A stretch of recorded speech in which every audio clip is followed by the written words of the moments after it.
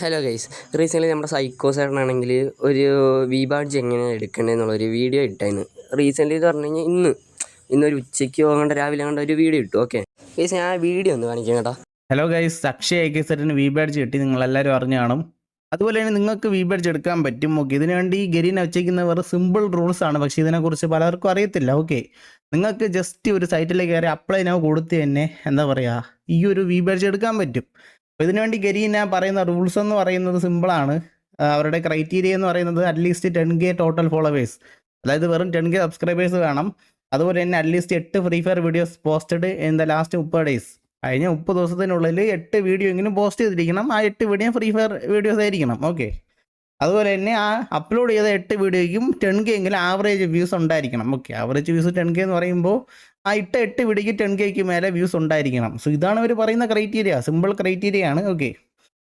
Okay, സൈക്കോസാണ് ഇത്രേ പറഞ്ഞുള്ളൂ. എന്ന് വെച്ച് കഴിഞ്ഞാൽ എന്നെ പോലെയുള്ള ഒരു കൊച്ചി യൂട്യൂബേഴ്സിന് വി ബാഡ്ജ് എങ്ങനെ അപ്ലൈ ചെയ്യണമെന്ന് എനിക്കറിയില്ല കേട്ടോ.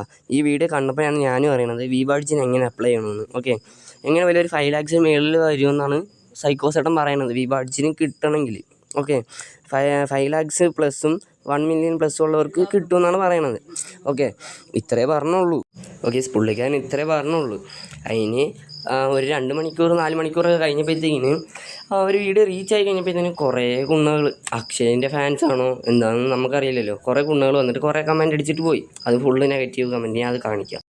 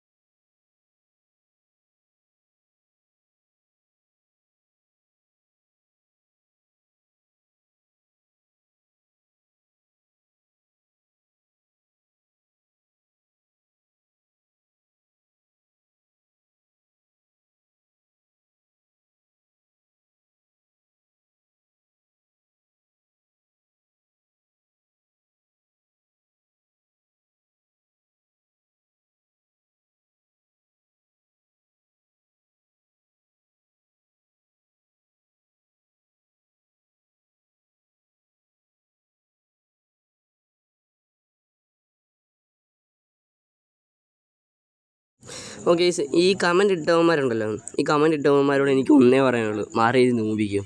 ഇത്രേ പറയാനുള്ളൂ ഗൈസ്. ഓക്കെ ഗൈസ്, ചിലപ്പോൾ നാളെ എൻ്റെ ഈ വീഡിയോ ഒന്ന് റീച്ച് ആയാലും പോട്ടെ, ഒരു 1K പോയി കഴിഞ്ഞാൽ എനിക്കും തെറിവിളിയും കാര്യങ്ങളൊക്കെ വരുമായിരിക്കും.